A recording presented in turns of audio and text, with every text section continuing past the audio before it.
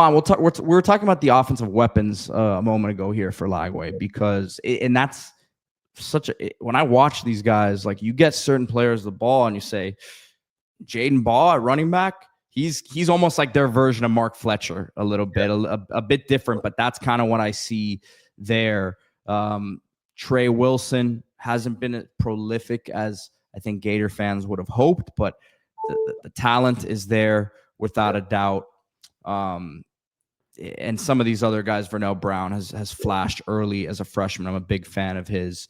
What do you see with some of these playmakers, and could they present some problems? Yeah, I mean, they have some guys over there that can definitely make plays. Like Trey Wilson, really good player. He's very effective in the slot. And then Vernell Brown, I think that's a dude. You know, I know we got Malachi Tony. I think Vernell Brown is like that guy for them, especially when it comes to punt returns as well. It seems like he's like always like that last person just trips him up or gets him, but those first two people missing for sure. So they got some guys that are very explosive. They got good speed. Sturdivant on the outside is a big receiver. He hasn't really got going, obviously, so far this year, but, you know, that's the guy that has the talent to make plays on the outside. What's it? Number 11. I can't remember his name right now. Mizell, Ada Mizell. Yeah, he's got some speed. Yeah, some speed. You know, made a nice contested catch in the red zone last game as well. So they have some guys, right? It's not like they have just bots out there. I just think, you know, they got to get it together. Will that ever happen? Probably not. But yeah, they got talent. Lagway has weapons. You know, it's not like he's going out there and he's playing at Boston College or something and he's trying to, you know, will them to victory, right? I mean, he just has to do his part, but it just seems like he's not really doing his thing so far. And I'm curious to see how does that translate over to our game. Just the way the offense struggled last game. The quarterback is obviously in a slump. How will they respond going on the road at Hard Rock versus a rival? You know, in my opinion, I think it goes two ways. They're either going to come out and actually look pretty good on offense and actually, you know, make some play. Oh shit! No, I hear you. You're frozen, but I hear you fine. Okay, yeah, my it's freezing up on me. But it's all good. We'll wrap you up here in the next couple minutes. But okay. I hear you. I hear you good right now. Yeah. So I mean, I would say, yeah, man, it can look two ways. I think they can come out and, you know, look like they actually know what they're doing on offense and have a pretty good game plan, or this is going to be a complete blowout and Napier may not make it back to Gainesville. Yeah, I think something that's interesting to me is that you hear so much about, and I said this on the show with D yesterday, you hear so much about last year, hey, the team didn't quit on Billy. They're not going to quit on him this year. Mm-hmm. I saw that team quit week 1 in Gainesville against Miami. Yeah, they definitely did. They laid down after that Cam Ward to Restrepo touchdown when he lasered before half. I think they laid down then, man. So I think you got to hit him early. I think that I think there's some credence. I think there is some truth to, hey, they get a scripted first touchdown early. They get an early turnover, give them some momentum, get them believing, then they can stick around in this one. But you get them down 10-14 early in the game, and it may be as Amon left. Let's see, he's re-entering now. I switched to the phone. I'm sorry. There we go. There we go. No, we're good. We're good. Yeah. I switched to the phone. It was tweaking, man. A veteran move. That was pretty seamless there. But no, I mean, I don't know if you heard me there at the end, but I basically just said, look, if they can get them down by 10-14 early, mentally knock them out of the game again, then that's the ideal situation. Yeah, I mean, if you get up early 14-0, I think you know, it starts to get a little rocky for them. Just considering all the emotions that's going to be going on, like obviously they start out losing. You know, they're probably thinking, you know, coach's last game. You know, it just guys start questioning, you know, how the rest of the year is going to go. Is the coach going to be fired after the game? Like, guys are probably thinking about their next move, right? What is this, 4th game of the season? So maybe do I hit the portal? Like, a lot of these things are legitimate thoughts these guys are going to be thinking about if we get up early on them. And if it's 21-0, you can bet your ass the game's over. They're going to go through the motions of finish the game, but it's over with. Now, if it's 7-10 or 3-3, if someone close, then you're going to be in for a dogfight, which, I wouldn't be surprised by that. But if it goes the other way, you might as well just pack it up early.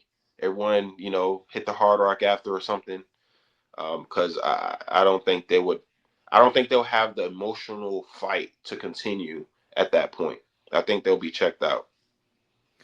Amon, any thoughts from Texas A&M Notre Dame? That was a nice win for A&M there against Notre Dame. I kind of wanted Notre Dame to win just for Same. strength of schedule sake. But what'd you take away from that game?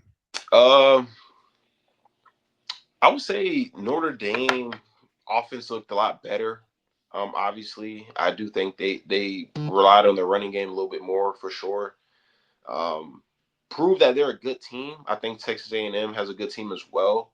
So it just proves that I don't think Notre Dame is some sorry team that people were trying to say after we beat them. To be honest, they really should have won the game, but they end up losing on a 4th down throw into the end zone, right? So I think they'll still be ranked. I think they'll probably have a good shot of winning out the rest of the season. And then being possibly a contender at the end of the day. We'll see where it goes, but that's a team I think that can get better with time. There go D. What's going on, fellas? How we doing? Good. My computer's overheating on me, man. I doing well. He's on his dropping phone. Too much truth. The computer's overheating. Every time it seems to be, man. Can't handle what's coming out of the mic. But no, man. Thanks for guys for having me. I was doing an interview with Eric McLean, Taylor Tannenbaum, ACC Network. They're fired up. They're on our D, side. I don't know that your mic is connected. Oh, let's get it connected here. Sounds like an echo, but all right, here we go. Wrong. How we sound now? Way better. Yeah. Yep. There go the deep money we know. There we go. Yeah, man. So I was with the ACC Network talking to Eric McLean, Taylor Tannenbaum. They're fired up. They're all in. They think we're going to blow these guys out. My thing is, Amon, you know this from a player standpoint. We just see it from the fan side, but like you guys are going to be hearing, not you guys, but the players are going to be hearing how good they are all week, and UF's going to be hearing how sorry they are all week. That's the one dynamic that kind of scares me. We talked about that, but matchup wise, I don't know. I think we got a pretty good matchup here. Yeah, definitely. I think we match up pretty well against them.